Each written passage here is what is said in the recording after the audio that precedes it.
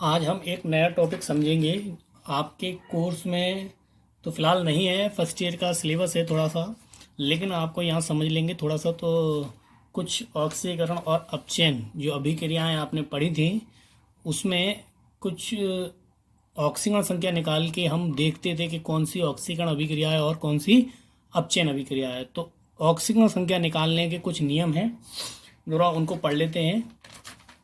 ऑक्सीकरण संख्या एक यौगिक में किसी तत्व के एक परमाणु, एक यौगिक मान के चलो आपके पास एक यौगिक है KCl, जिसका नाम होता है पोटेशियम क्लोराइड। क्या नाम होता है? Potassium chloride. क्या नाम होता है इसका? Potassium chloride. एक यौगिक है, एक यौगिक में किसी तत्व के एक तत्व। अब इसमें जो है दो तत्व हैं, एक पोटेशियम और एक क्लोरीन।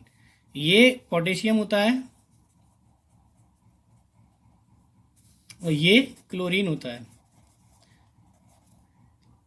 एक यौगिक में किसी तत्व के एक परमाणु पर, अब एक परमाणु पर, इसके एक परमाणु पर, इसके एक परमाणु पर स्थित या ऋण आवेशों की संख्या, धन या ऋण आवेश संख्या। मैंने आपको बताया था कि अगर कोई सूत्र इस तरीके से दिया हुआ है, अगर हम पॉजिटिव नेगेटिव लगाते हैं तो K कितना एक है, Cl कितना एक है, इस तरीके से। तो K पर एक पॉजिटिव और आगे वाले पे हमेशा पॉजिटिव आता है, पीछे वाले पे हमेशा नेगेटिव आता है, तो आपका सूत्र बनता है K पॉजिटिव और Cl नेगेटिव। तो ये आपका क्या होता है? अपघटन हो जाता है इसका K पॉजिटिव और Cl नेगेटिव में। तो कहने का मतलब है, यहां पर डेफिनेशन का मतलब है, एक यौगिक में किसी तत्व के एक परमाणु पर, एक यौगिक है आपका पोटेशियम क्लोराइड, इसके एक तत्व यानी कि आपका पोटेशियम तत्व और क्लोरीन तत्व, ठीक। परमाणु पर स्थित धन या ऋण आवेशों की संख्या। आवेश जो पॉजिटिव और नेगेटिव होता है, जब अगर लगा होता है, ये आवेश कहलाते हैं। क्या कहलाते हैं? ये आवेश। तो आवेश की संख्या, तो स्थित धन या ऋण आवेश, तो इस पर स्थित आवेश कितना है? पॉजिटिव एक आवेश। इस पर कितना है? ऋण आवेश।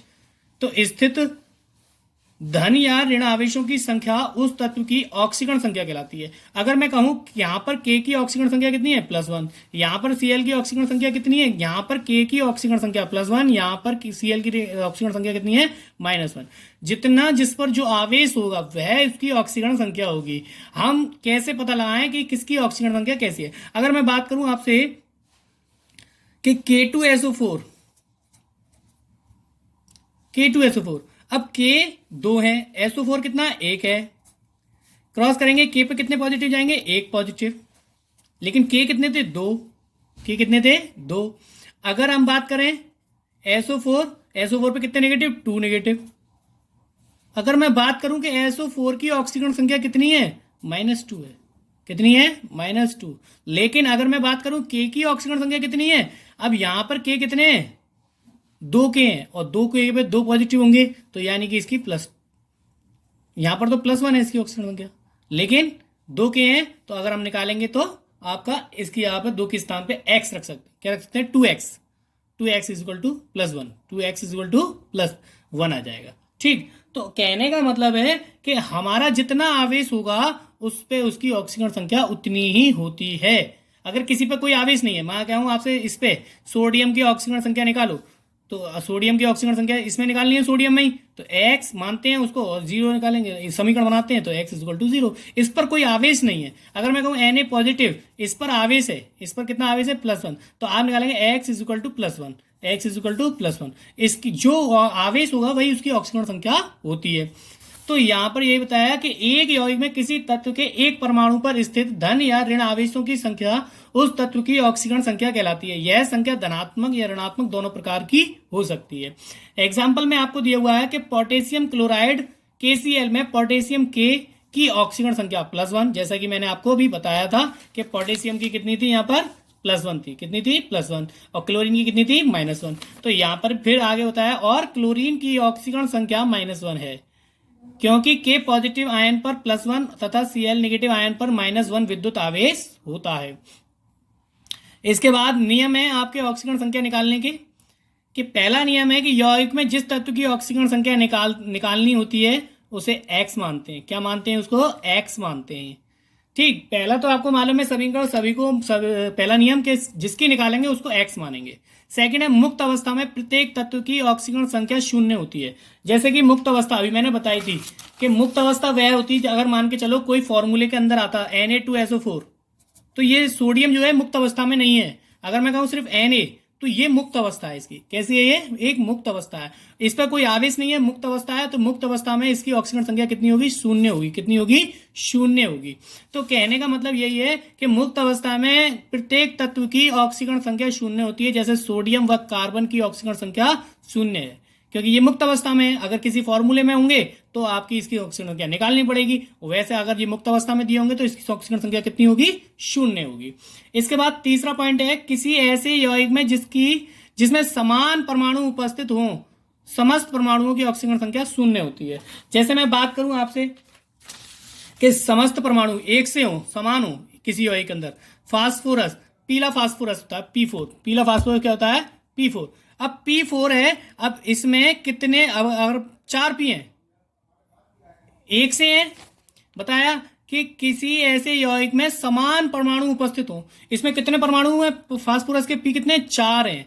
तो इनकी जो ऑक्सीजन संख्या होगी, समान परमाणु उपस्थित हो तो समान परमाणु ऑक्सीजन संख्या कितनी होती है? शून्य होती है। अगर मैं कह दूं 4x = 0, तो x = 0 ही आएगा आपका, क्योंकि 4 का 4 आ गया, इसका p के निकालना है तो x आ गया = 0। तो ये आपका क्या हो गया कि अगर समान परमाणु, अगर मैं बात करूं S8 में s की, तो 8x = 0, तो x = भी 0। समान अगर परमाणु उसके अंदर उपस्थित हैं, एक ही है और एक से समान है, तो वो x = 0, शून्य ऑक्सीजन संख्या उसकी आती है। इसके बाद चौथा पॉइंट है समूह फर्स्ट ए के तत्वों की ऑक्सीजन संख्या +1 होती है। कितनी होती है? +1 होती है। समूह फर्स्ट ए के तत्वों की ऑक्सीजन संख्या +1 होती है। समूह फर्स्ट ए के तत्व आपको मैं बता देता हूं, याद भी करने का तरीका यही देख लीजिएगा। समूह फर्स्ट के तत्व जो हैं, समूह फर्स्ट ए के तत्व कौन से होते हैं? हेलिना की रब से फरियाद। किससे फरियाद? रब से फरियाद। हेलिना की रब से फरियाद। तो इन सब की जो ऑक्सीजन संख्या है वो +1 है। कितनी है? +1। मैंने बताया कि फर्स्ट ए के जो तत्व है, फर्स्ट ए समूह होता है, वर्ग होता है एक, इनके जो तत्व हैं, हेलिना की रब से फरियाद, हेलिना की रब से फरियाद, इनकी +1 होती है। कितनी होती है? +1 होती है। ठीक है, मैंने आपको कुछ यहां तक सोडियम पोटेशियम तक दिए हैं, तो पोटेशियम तक ही आपको देखने हैं। समूह जैसे एलिना की, ठीक है, यहां तक। समूह सेकंड ए के तत्वों की ऑक्सीजन संख्या +2 होती है। कितनी होती है? +2। समूह सेकंड ए के तत्व कौन से हैं? सेकंड ए के आपके बेटा, मांगे, कार, स्कूटर। तो आपको बेटा, मांगे, कार, स्कूटर, बाप राजी, बाप राजी। तो ये आपको याद रखना है, इसकी +2 होती है। कितनी होती है? सेकंड ए के तत्वों की +2। कितनी होती है? +2। क्यों? अगर ये बेटा, मांगे, कार, स्कूटर, बाप राजी, बेटा, मांगे, कार, स्कूटर, बाप राजी, ये याद रखने आपको +2 ऑक्सीजन संख्या होती है। इसके बाद आपका है समूह 7th ए के तत्वों की ऑक्सीजन संख्या। 7th ए के तत्वों की -1 होती है। कितनी होती है? -1। समूह 7th ए के तत्व कौन से हैं आपके? FCl, Br, I। तो फिर कल भार आई, तो ये इनकी ऑक्सीजन संख्या -1 होती है। कितनी होती है? सॉरी, -1। कितनी होती है? -1। 6A के तत्व जो होते हैं आपके, वो कौन से होते हैं? आपके ऑक्सीजन, सल्फर, इनकी ऑक्सीजन संख्या -2 होती है। कितनी होती है? -2। तो जैसा कि आपको बताया भी गया है, 6A के तत्वों की ऑक्सीजन संख्या -2।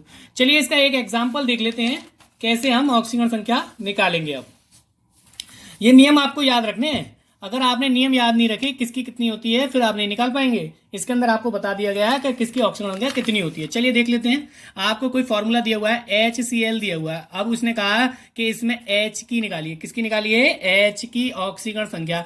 HCl में H की ऑक्सीकरण संख्या निकालिए। ऑक्सीकरण संख्या ऑक्सीडेशन नंबर होता है। ये क्या होता है? ऑक्सीडेशन नंबर निकालिए। चलिए निकालते हैं। HCl में किसकी? H की। तो H की निकालेंगे तो X माना, प्लस लगाया। जब एक परमाणु की रख देते हैं तो उसका X रख दिया हमने और फिर प्लस लगाते हैं।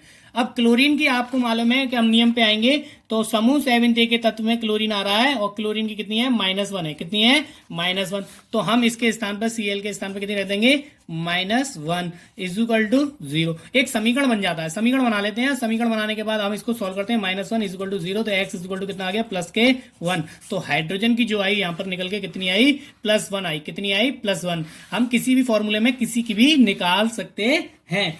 सिंपल से सिंपल हम किसी भी फॉर्मूले में किसी की भी निकाल सकते हैं।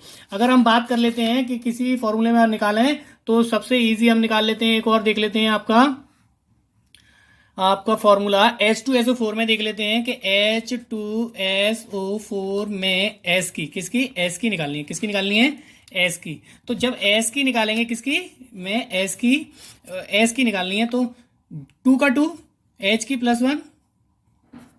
ये पहला ही नियम था, इसके अंदर दिखाया था आपको कि हेलिना की तरफ से फरियाद कितनी होती है, +1 होती है। तो +1 आपकी आ गई इसकी, और प्लस x, जिसकी निकालते हैं उसको x, प्लस जब 4 का 4, O की होती है -2, ऑक्सीजन की कितनी होती है, -2। अभी हमने देखा था, लास्ट था सबसे 6A में, कितनी होती है, -2 होती है। ऑक्सीजन की कितनी होती है, -2 होती है। O की कितनी है, -2।